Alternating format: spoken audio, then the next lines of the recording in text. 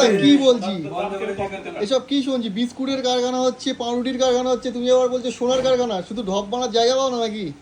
দেখাতে পারবে তোমার সোনার কারখানা? অবশ্যই পাশে কারখানা। এর আগে আমি সোশ্যাল মিডিয়ায় দেখিয়েছি। আচ্ছা, আমার ভিডিওগুলো স্ক্রল করে দেখবেন, অবশ্যই দেখতে পাবেন কারখানা আছে কিনা। কোথায় কোথায় তোমার সোনার এই কারখানা? আমার দোকানের পাশে ঘরটা আমার কারখানা। ওই তো আপনি ওখানে দেখতে পাবেন, ওই যে ব্ল্যাক হয়ে রয়েছে। আচ্ছা, এইটা কারখানা? একদম ম্যানুফ্যাকচারিং ইউনিট, আলমদিনা জুয়েলার্স, রাজারহাটে সর্বপ্রথম। তোমার নিজস্ব? বউবাজারের পরে আজকে রাজারহাটে করেছি সাধারণ মানুষের জন্য।